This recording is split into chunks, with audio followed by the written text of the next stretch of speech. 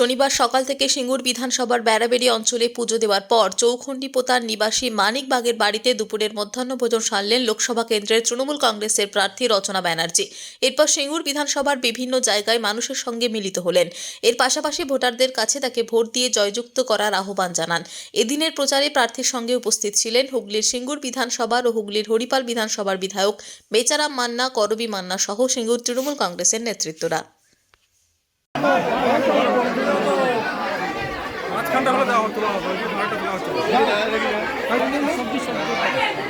সবজি না ডাল দিয়ে এসে আমি দিকে সবাই সামনে দিয়ে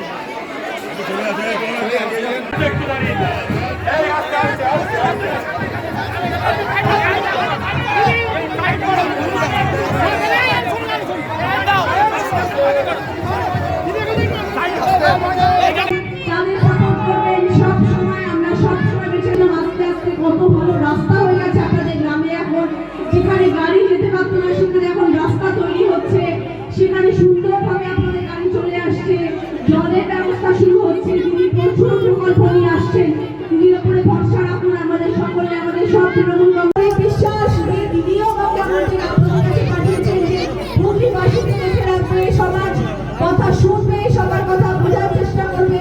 কিন্তু সেটা তখনই সম্ভব যখন আপনারা জোড়া ফুলিয়ে ভোট দিয়ে নিয়ে আসবে। আর আমি আপনাদের সকলের সামনে এসে আপনাদের সকলের সাথে থাকবো, আপনাদের সকলের পাশে থাকবো। কথা দিয়ে দিলাম, আপনারা কিন্তু তৃণমূল কংগ্রেস পার্টির সাথে থাকবে।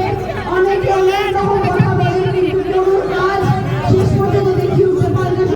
আপনাদের আশীর্বাদ দোয়া নিতে এখানে দাদারা রয়েছে, এই বাদিকে ডান দিকে আমাদের সব বাড়ি।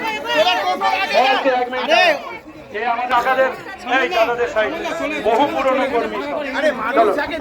চলো হ্যাঁ, আস্তে আস্তে মানুষকে দেখতে দিন না, দেখলে পিছনে আসো।